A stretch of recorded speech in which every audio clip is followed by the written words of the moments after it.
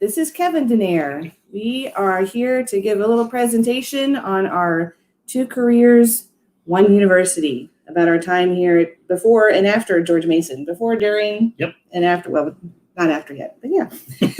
So let's hop into our PowerPoint, and we're going to start off with Kevin and his story. So I'm currently assistant professor of theater and event production here at Mason, George Mason. And that's with my position is with the College of Visual and Performing Arts and also with the College of Education and Human Development, particularly with the School of Theater and the School of Health, Recreation, and Tourism.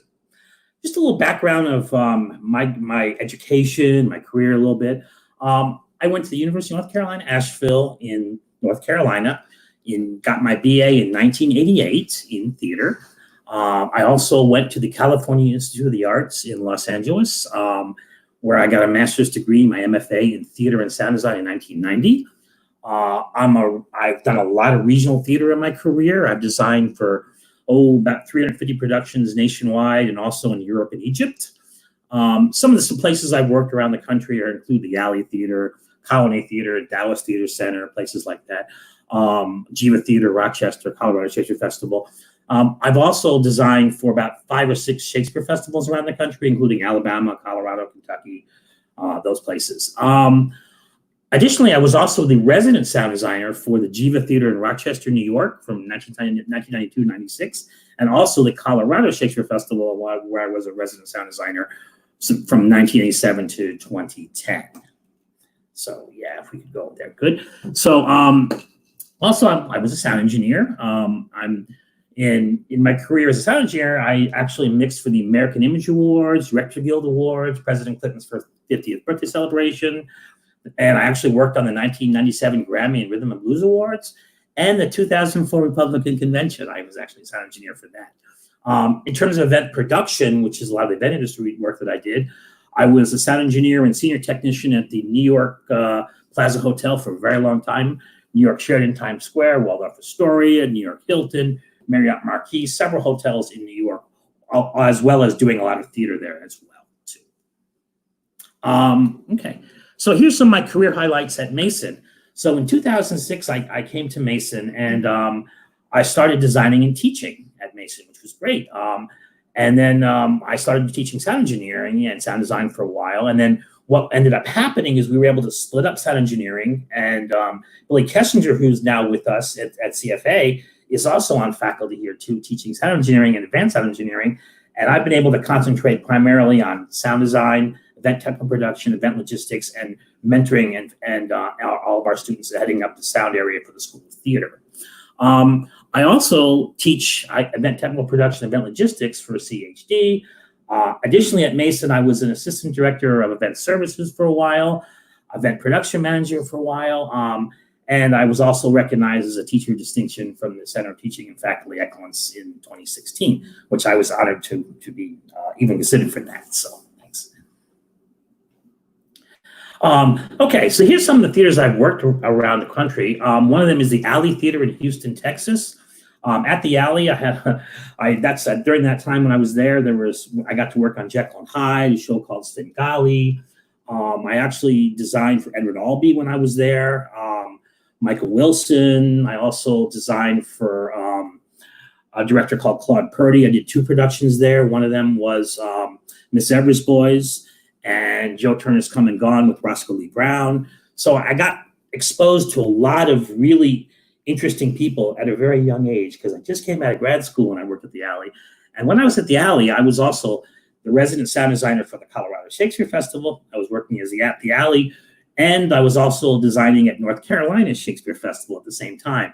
So I did that for a 2-year period where I did Colorado at the Alley Theater and the North Carolina Shakespeare Festival. Then in 1992, I went to the Jiva Theater in Rochester, New York, where I was the resident sound designer there as well. Did about 21 shows. That may have been a little bit more on that one from what I can remember. Got to work with some really amazing people there too, like Anthony Zerbe, and Josh Brolin was there actually as part of the Reflection Play Festival. And that was really great. After my career at the Alley, I decided to go there in New York and was also designing at the Colorado Shakespeare Festival too. So I went to a place where it was a lot colder, but the theater there was absolutely amazing, and it was a wonderful theatrical community there. Colorado Shakespeare Festival. This is where I've spent a lot of my career, 24 years. I designed over 80 productions there. Some of my favorite productions, the second year, we got to work on Hamlet, and Val Kilmer was there as Hamlet. That was interesting.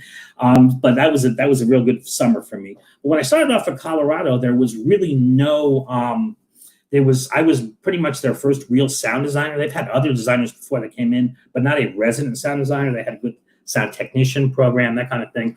And we really developed over the years there into two different spaces. What you're looking at here is our 1,000-seat outdoor space, and then we had an indoor space of 500 seats.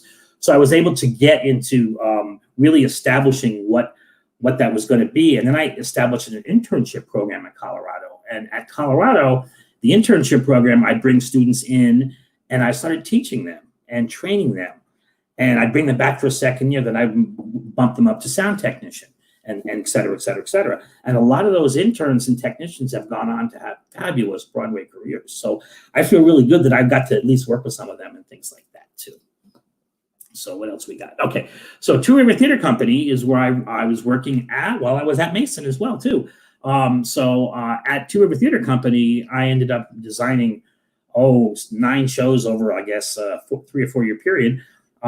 In the middle of having kids too. It was all at the same time period there, which was great.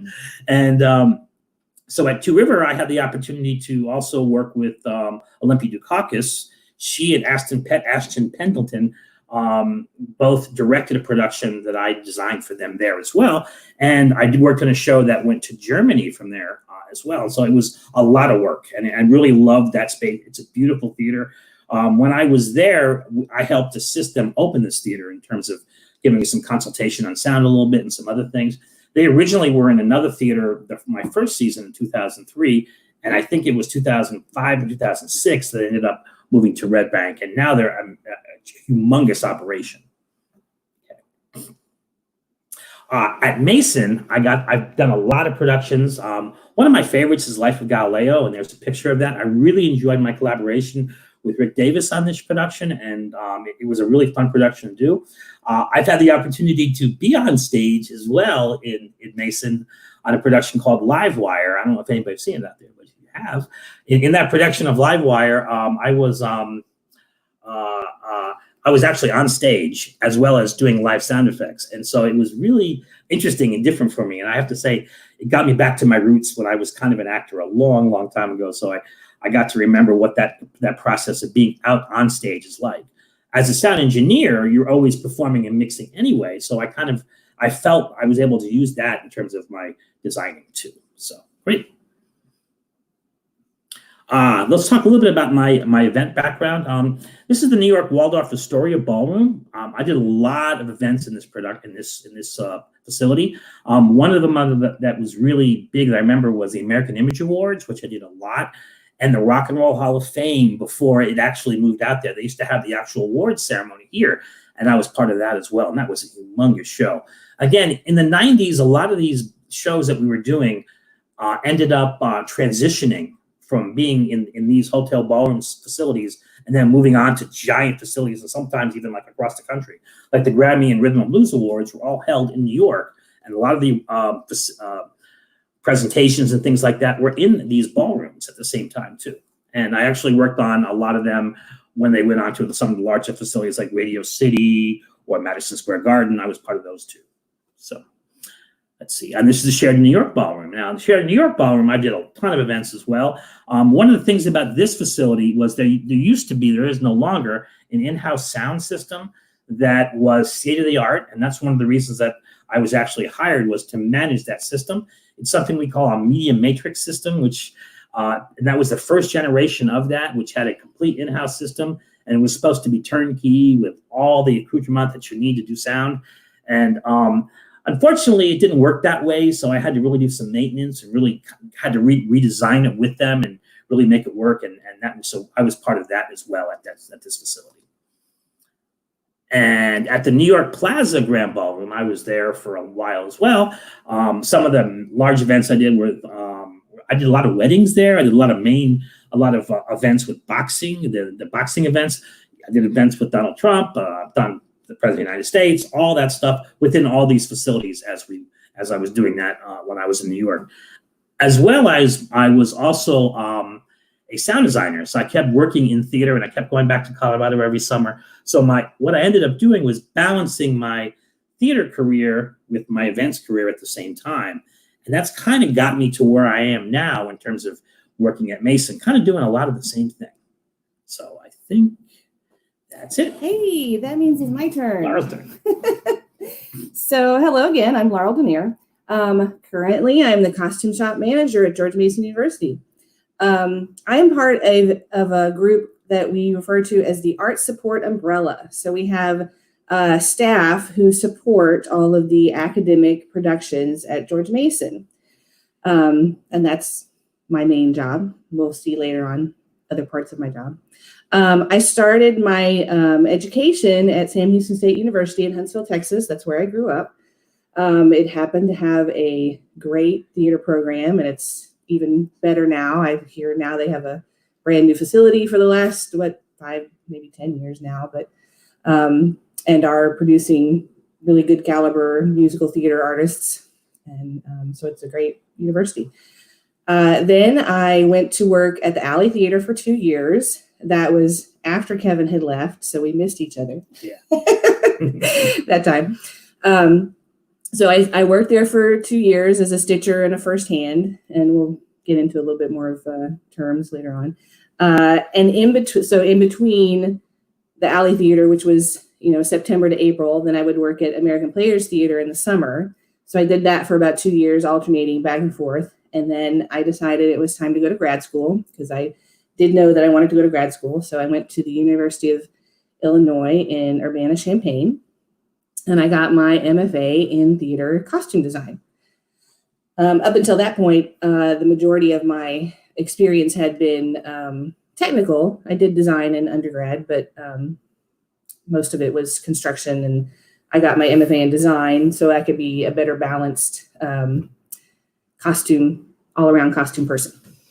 I'll scoot over so a little bit more on the camera. Then after I graduated from Illinois, I moved to New York City, and I worked at a couple of other places before I landed at Corelli Costumes, which was a costume shop that worked with the Broadway shows. So I was there for about 4 years, 4.5, working on Broadway shows. We did a lot of stuff for the Kiss Me Kate in the year 2000. We did a Rocky Horror show, not Rocky Horror Picture Show, which was in 99 or 2000. I can't remember exact dates, but we worked on a lot of great shows. And then also alternating in between Corelli was after 1999. In 1999, I worked at Colorado Shakespeare Festival, which is where we met. So I worked at Colorado Shakespeare Festival in the summers for about 6 or 7 seasons. It says 1999 to 2007, but I was not there in 2006 because I was having the second kid, so I took a summer off. Yeah. And then through networking, I met some people who knew people at Arena Stage. So even before I moved to the DC area, even before we took the job at George Mason, I was doing some freelance for Arena Stage in Washington, DC. For about 3 years before we moved here. And then I came here to George Mason University. We were looking for an academic environment to pursue after we left New York, and we landed on this one. So, and then, so as the costume shop manager, I'm responsible for the production of costumes, mainly for the School of Theater and School of Music opera productions. I am responsible for the maintenance and the staffing of the entire shop space. We have a big room. It's bigger than when I started working here. We doubled our size, but we still filled it up. It was great. But I take care of the maintenance of the machines, make sure they get serviced, keep everything organized, keep stock organized. We have another person who is our dance costume coordinator, So we all three schools share the space, and there's a lot of stuff that comes out of that one room. I do also design costumes here mostly for the School of Music, the opera productions. I've designed a few musicals, but that's kind of like an a la carte thing. So a costume shop manager doesn't always design.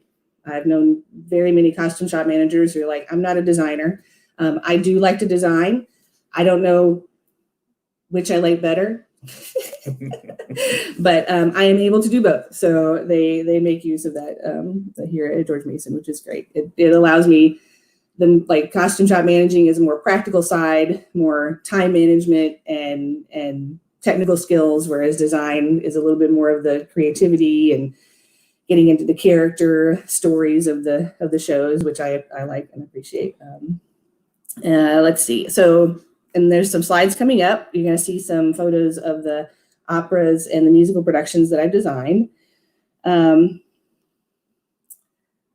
and then if I'm not designing the show, I'm still making the patterns. And even when I am designing the show as a shop manager, I'm making the patterns for all of the pieces that we're building from scratch. So that's it's a practical side and a creative side. And it's a lot of talking to myself, because usually if there was a separate designer and a separate shop manager or pattern maker, they would be conferring as to, designer says, I'd like it to look like this. And the pattern maker would say, okay, where do you want these seams? And so there's a discussion. All that, if I'm designing and shop managing at the same time, that's all happening in my head. So, let's see. We can read this. So we have some paid staff people in our shop, and the other people who work in the shop are student interns and students who are doing practicum hours for various classes, for the Intro to 230 technical theater class, or just a practicum class where the theater students have to work a certain number of hours in a shop, in either the scene shop or the costume shop. So if we can go to the next slide. Okay, so here are some of the operas. Johnny Skeeky we did in spring of 2011. Usually the opera follows a pattern of the fall show is usually a smaller, not so built show, or a repeat show. Like for several years, they would do A Mall and the Night Visitors, which that's something that we have already set, in boxes. It's boxed up, and we can kind of bring that out and redo it. Their spring shows tend to be like the new design, new build. So we've done several of those over the years. And then the next slide is the Magic Flute, which I thought it was really fun. We did it really Egyptian style, except kind of Egyptian 20s, like they had kind of like gone back in time and ended up into a 20s movie. So it was really a mesh of Egyptian and 20s. So I thought that was really fun. The next one, so this was last fall in 2018, was Dido and Aeneas. A little stylized Greek, so it's not actually historically accurate. As you can see by our witch there, she's all flashy and sparkly. If you can see that close. So that was fun, and that was a fall production, and that was one of the fall, like last in 2018. That was a bigger fall production than we usually do, but it got us a good set of of Greek chorus wear in the back there. The little picture you can see, and then this is one of the musicals that I've done. I designed Drood the musical, which was in 2014. And then Gondoliers was in 2017. If you saw any of the Gilbert and Sullivans during the Gilbert and Sullivan year of Gilbert and Sullivan, I designed it there at George Mason, because we had it was the year of Gilbert and Sullivan, and the School of Music was also doing a Gilbert and Sullivan like every other year for their opera. Which I didn't actually include a lot of those pictures, but they did Iolanthe and Pirates of Penzance and HMS Pinafore. And then the Gondoliers was kind of the culmination of that year of Gilbert and Sullivan, so that was really fun. That was fun. And then, so the last fall we did, just this past fall, we did Rags. So, and that was very fun to work on. It's a very big cast. One of my favorite time periods, the early 1900s. Pretty much love anything Victorian from like 1850 to 1920. Although I love all costume time periods. I do. I don't really have a favorite. They're like babies. But that was a really fun one to get all the characters, the different characters, all the different people that have come to America on the through Ellis Island and tell their stories through their costumes. So. Okay, so the costume shop managing part of my job, a lot of people might think, where do you get all the clothes? Sometimes we buy them and alter. It really depends on what the time period of the show is. But if we're making a costume from scratch, if we lay fabric down on the table and cut it out, a pattern, I have probably made that pattern, or I've reused a pattern that I've made previously. So there's different methods of patterning, and some people use patterning and draping interchangeably. They're actually a little bit different, but they get you to the same place, or they get you to a pattern to make a period costume. So you can draft, which is using measurements to go straight to a style on the flat paper. And that's mostly used for menswear, although there's a lot of drafting systems for women's wear. And in a lot of the turn of the century women's magazines, they would put little papers out where you could draft your own bodice. And when women used to sew a lot more at home, they would do that. Flat patterning starts with your base. You can draft a basic pattern. So you use drafting to get to a basic pattern. And then from that basic pattern, you can flat pattern different styles. So that's all done like on a flat table with your rulers and your pencils. And then you get your different style lines. Draping, if you have a dress form, you really have to have a dress form to do draping, and you would make sure that dress form is the measurements of your performer. You could pad it up, or you can't pad it, you can't take away from dress form, but you get as near to the correct size as you need. And then the basic definition of draping that I like to say is you take the fabric and you put it where you want it. Like, there are some rules that go with that, but you're basically putting the fabric on the form, pleating it, pinning it, shaping it so that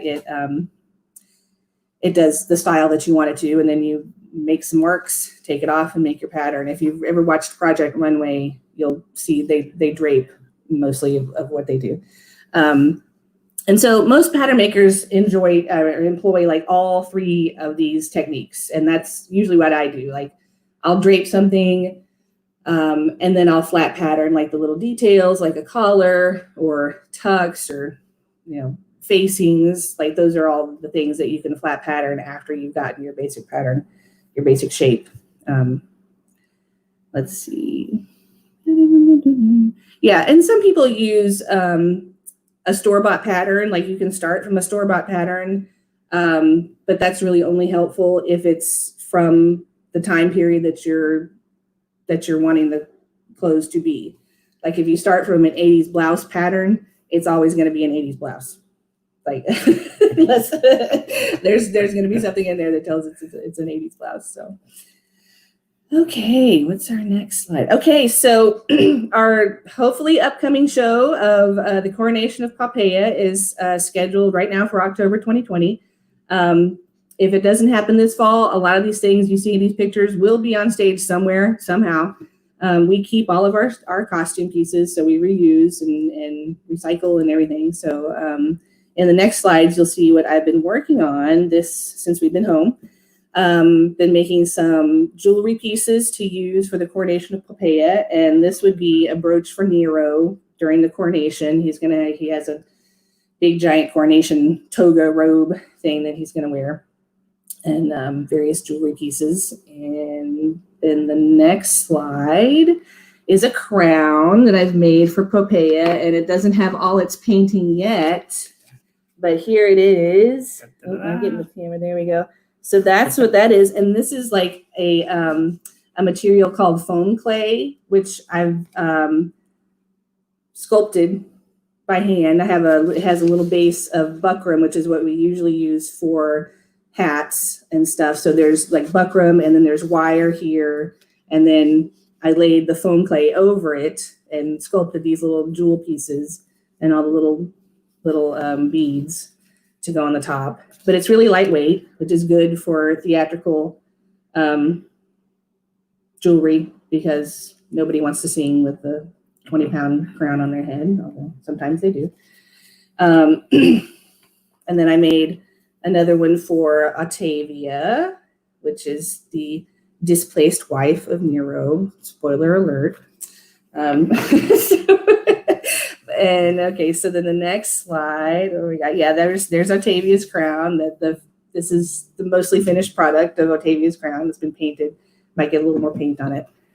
And then a snake bracelet, and then the beginnings of some leaves, because during the coronation, Nero will also have a crown of leaves. There's some more, which will be incorporated into a wonderful gold leaf crown. So that'll be fun. Okay, so yeah, that's the upcoming stuff. So in the costume shop,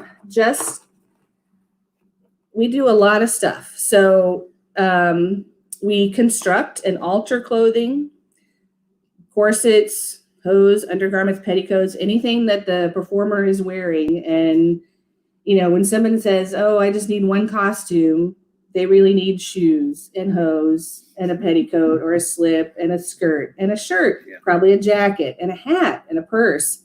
So it's like, a good 4 to 5, 6 pieces per costume. So there's a lot of stuff that goes into that. So sometimes we get into shoe construction, maybe not construction, but I can add rubber soles to shoes. I can paint them a different color. I can add bows to men's period shoes and stuff like that. And sometimes that comes under the next heading is crafts. But crafts people usually paint and dye. Like if you have this fabric, it's the perfect weight, it's not the perfect color, you can change the color a little bit, you can change it a lot. You can crafts people make armor, they do leather work, jewelry, masks, wings, puppets sometimes if they're worn by the actor. If a puppet is not worn by the actor, that's props. I'm just gonna say that. It's a lot of, I won't talk too much about props, but a lot of props is a really mesh of costumes and props, because there's so much overlap. But so a lot of times costume people are doing stuff that is half props, half costumes. Then we also have millinery. So that's hats, hair accessories, and sometimes masks. So like the millinery and the craft people might have a little, give and take on who's making what masks, if there's masks in a show. Then there's hair and makeup. So wig making, specialty makeup effects, latex pieces, if you've got scars or elf ears or horns or whatever that need to look like they're actual, coming out of their skin. So that's hair and makeup. And then you have wardrobe. So wardrobe is the department that sees to the process of running the show and maintaining the cleanliness and upkeep of the repair of the costumes after the show, like in dress rehearsals and after it's open. So all of those are within our costume shop here at George Mason. Like wardrobe for theater shows is assigned to the theater students. So they do that as part of their practicums and requirements for their theater degrees. Like they do run crews for shows. So that's that's in them learning how to do all of theater. So is there any other slides? Is that it? That's it. Yeah. That's it. That's it for me. I mean, Right. I can say a whole bunch more stuff, but And this is where our conversation actually. yeah. So we're conversing. We're conversing now. So let me ask you, so for you, Laura, what got you into costumes? So my mother taught me how to sew. She taught me how to make clothes, which she would always be making clothes. She sewed. Earliest memories of helping her, like, might have 2 older sisters, and when they were both in school, I was home with my mom, and we would make clothes. She'd sew, I'd help her sew. Mhm. So I really had a good basis of clothing construction when I went into college. But before college, I was in shows. Like I was in shows when I was a little kid. We had a program in my hometown similar to AFYP, where it was a program. Our program in Huntsville was run by the city, where they would do children's productions, like children's theater, like the kids were in it. And it happened to be at the university that I ended up going to. So I was on that stage as a kid actor doing fun little kid musicals and stuff. And then in high school and in high school, I was in theater. I did appear on stage in several shows, which is fun. I do like being on stage. I did know that when I went, like I did want to go into theater when I was an undergrad, but I did know that I probably would not continue as an actor, even though it's fun. I did like the backstage and the making of the costumes a lot better than I liked acting. And then when I got into undergrad and they're like, hey, you know how to sew, you are obviously meant for the costume shop. And I was like, great. It worked out great. I was like, I had no problem with it. So, and that's where I started. So I really got into costumes just from a double point of sewing and designing. So, and along the way, and something I didn't put in my PowerPoint that I thought of last night, along the way, I took a lot of costume history classes. So every time I'm making a pattern, I'm calling on all of the costume history that I've had to show me the shapes of the patterns that I'm going for. So it's just a lot of information that goes into making a pattern and also designing and being able to talk to other designers when I'm making a pattern to go, hey, what costume history research are you looking at so that I can make sure that I'm making the pattern that accurately reflects what you want. So I'm supposed to ask you how you got into theater and sound design. Theater and sound design. Oh my gosh. Well, what happened with me, which is very interesting, is I was an actor when I was a kid. And I was in a theater called the Ruth Foreman Theater in Miami. And for those of you who may have heard of Ruth Foreman was Florida's first lady of theater. And she was also my agent, if you could call it that, because I was doing a lot of TV commercials and television shows and things like that, and a lot of children's theater. I did Coca-Cola, and I did a commercial for Pop Rocks, a commercial for Mr. Microphone. Some of these things you can actually, I think I was able to find one of them on YouTube once. One of my students did. It was kind of funny. I was like, oh, that's me. Here I am. But anyway, so I thought that I was going to be an actor. And I was prepping for that, and I was doing everything that I went to New York. I went to HB Studio. I had Charles Nelson Riley as an acting teacher. It was really cool. And I went through that, and I thought that's what I was going to be. One day, I got thrown into the sound booth because there was an issue with the sound technician. And they said, okay, Kevin, you're going to do sound. I said, all right, sounds like fun. And so what they ended up doing was they said, okay, you have a tape deck, and I have a large version of what this is here. This is what we used to do sound on. So this is kind of cool, leader tape and things like that. So I loaded the tape deck was loaded up, and they said, make sure you line up the leader tape here with the playback head, which or the playback or the actual cue, which starts here. And then you're going to cue it up, and you're going to fade out the music and bring it up and down when we tell you to. And I said, okay, I can do that. So I did the first cue, and the music's playing, it's sounding good, and I'm doing everything great. And they said, okay, now fade out the music. So I faded the music out. Okay, now fast forward to the next cue. And it was an old Wollensack tape deck, which is an old version of what we had in the 90s and 80s. And so I fast forwarded it like I was supposed to, but somehow I hit rewind at the same time. And it went like that. And all of a sudden, all this tape was spooling all over the floor and going across the playback head. And it was going, so everybody in the theater heard it. So I hear a knock, knock from the door, and I go up, and I was just like, what's going on? Like, and they just said, okay, calm down. I've been doing sound ever since. I haven't stopped. So I really enjoyed it. What really got me into feeling that I was probably going to do sound was I took a break from theater after when I was 15 or 16 I started going to work in a grocery store for a little bit. So I did that for a while. And then I got called back by some of the people that were at Ruth Foreman Theater. And they said, Kevin, do you want to work on a show and tour in the condominium circuit in South Florida? And I was just like, oh, this could be interesting. So I said, sure. And they said, we'll pay you $50 a show.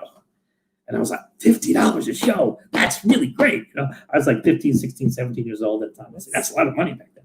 So I went ahead and I did, and we would go to all these condominiums with a show called Checking Out. And I dealt with all that, helping with getting everything loaded up. I ran the sound cues. I called the show. I hit the sound effects. I did all that kind of stuff. So I was learning all about this stuff. And I realized that this is kind of where I want to go. This is what I want to do. And then I went to undergrad, and then basically that basically is what happened. But I had no idea I was going to combine the event industry and sound. I had no idea that was coming. I've always loved teaching and helping people, and I didn't realize that's where I was going to end up as well. But that's kind of what it is. Mm-hmm. So, yeah. So, question for you: Yes. What do you like about helping people or showing people costumes or teaching people how to construct costumes? I like the creativity of it. There's, I was talking about the creativity to design, but there is creativity to construction. I do like that moment when people who want to do it, they want to learn how to sew, maybe they've sewn a little bit of stuff, when they really start to get it, because there's a process when you're sewing something, you're really making it from the inside out. So you can't really see it until you're sewing it together with your right sides together. So you're looking at the inside. And then when you finally turn it out and you've done something, you've made something that went from a flat piece of fabric and piece of paper to a 3D garment. Like, that's really interesting when students finally see that and they understand and they start to get that 3D shape. And you're like, okay, yeah, that's good. And they're like, okay, I got it. I can do this. It's very fun to watch them have that transformation. When I'll talk about how we came to George Mason. Yes. Yeah, sure. So we met. Sorry. So we met in Colorado. Yes.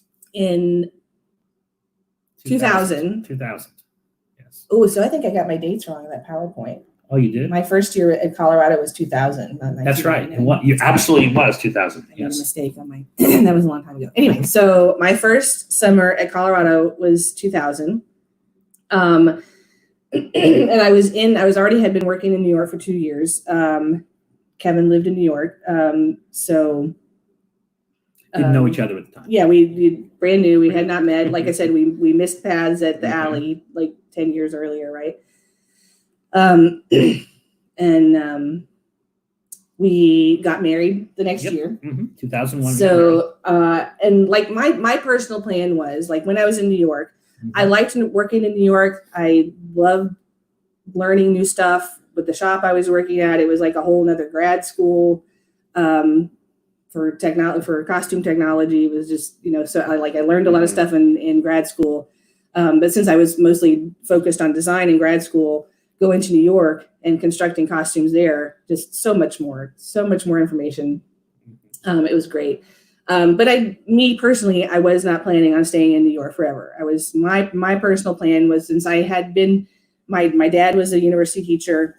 I love that schedule. Like, I was like, that's eventually what I'm going to do, is work at a university, to have that schedule, because I knew personally I wanted to raise a family, and I knew that worked. That worked with raising a family. I wanted that too. New York City's great. Not so child friendly sometimes. So when I met Kevin and we got married, we were kind of like, that's our plan. We're, eventually we're going to pull up and find someplace to teach, work. And our careers in New York were just, we nonstop. Yeah, it just never stopped. We did it. We had our first child in 2003 in New York. Yeah. And then we're like, okay, well, now's the time to really start looking for the university. So I did a year and a half or so at University of Delaware.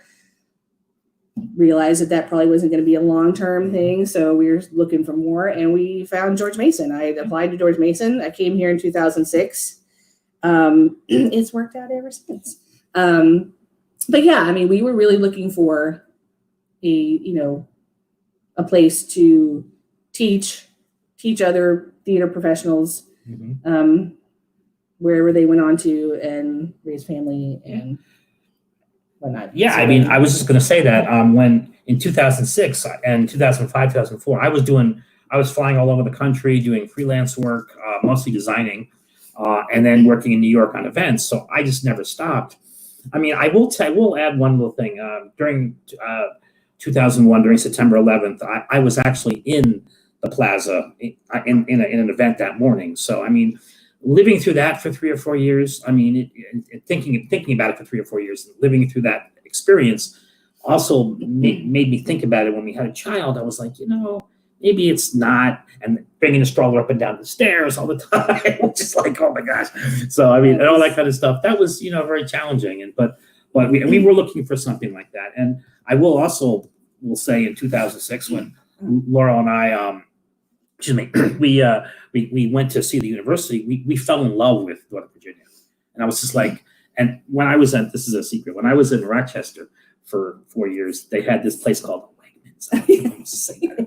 But and I loved it because that's what and when we came here, I saw it and I was like, oh yes, this is great, because I hadn't seen it in a while being in the city.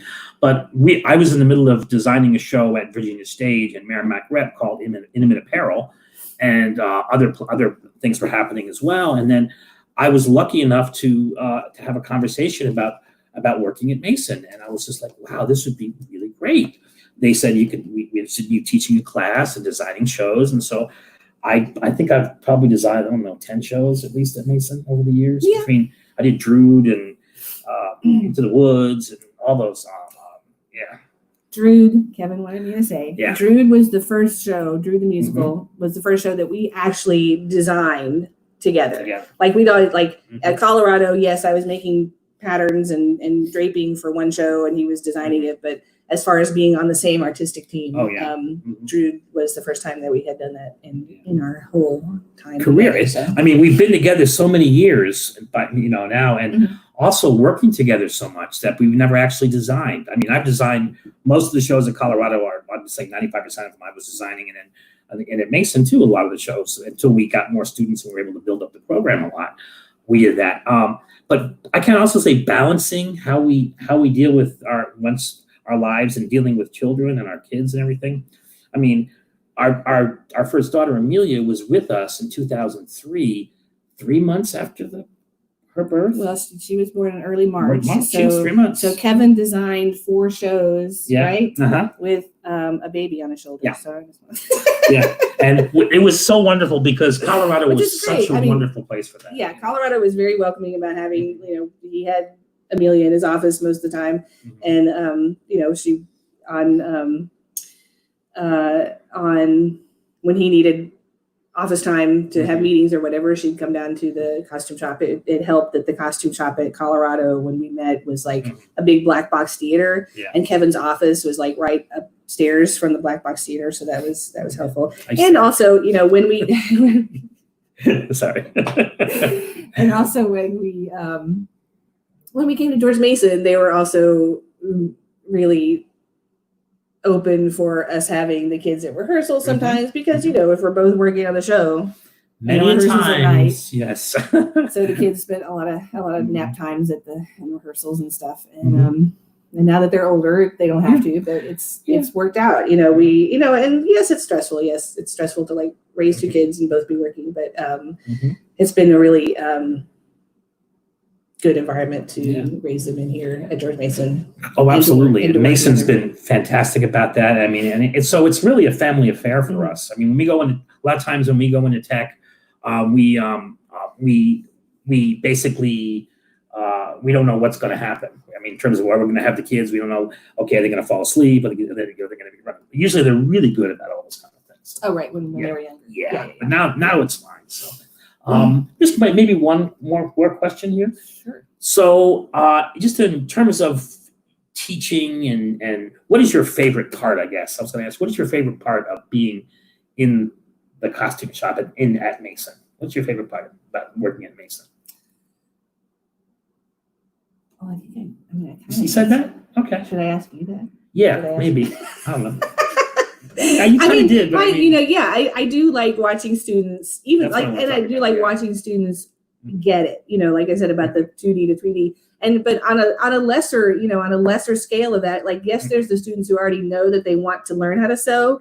There's also the students who don't know anything. You know, a lot of students, you know, even more so nowadays. I mean, it was people learning how to sew when they're kids is not a norm. You know, even at my age, when I was an undergrad, it was still not a common thing. Like it has been lost as a family learning thing. So there are students who come here who, no fault of their own, but they don't know what a needle is. They don't know that you can sew a button on their coat if their button falls off. So they get to learn how to do that, and they're like, I can fix a button. You know, I can fix my button when it falls off my jacket. That's what I was getting. I can, you know, fix a rip in my backpack that I, you know, don't necessarily have money to buy a new backpack. I can sew it up and I can hang on to it for another 2 months until school's over and stuff like that. So, but what is your favorite part about Mason teaching? And well, first of all, I didn't realize how much I was going to love teaching. I really, really didn't. I mean, I've always been teaching all my life. I just didn't realize it. And what I love is when that moment happens, when that light bulb goes off and they realize they've got it or they've found something, or when I can help a student who I know has gone through a difficult time or is searching for something, and then something that I'm teaching, either sound or events, piques their interest, and all of a sudden they get motivated to do it, and all of a sudden they realize they're good at it, and all of a sudden then they go and have a career. And I love doing that, and I love helping people, and I love getting students to where they need to go, and that's one of the things that I love being able to do at Mason, is be a part of that. And, you know, and I love hearing from them on occasion going, yeah, this is what I'm doing now. And I'm going, wow, that's really great. I mean, so I love hearing all these things and seeing where they're going and really just helping them get to where they want to get to in their lives, and specifically in theater or events. So, yeah. So, are there any questions? I guess. Good. I think we don't necessarily have any questions from the audience out there. We hope. I think we'll wrap it up. Yeah, right? Sure. Sounds good. We hope you have enjoyed our conversation about us working in theater, our careers, and working here at Georgia Mason. I'm Laurel Dunayer. And I'm Kevin Dunayer. And if you want to come see us in our offices, feel free. Come when we open back up again. Come see some shows and look for all those costume pieces that may have had some pictures, and you'll see them back on stage somewhere again. So, okay. Thank you very much. Bye. Thanks for watching.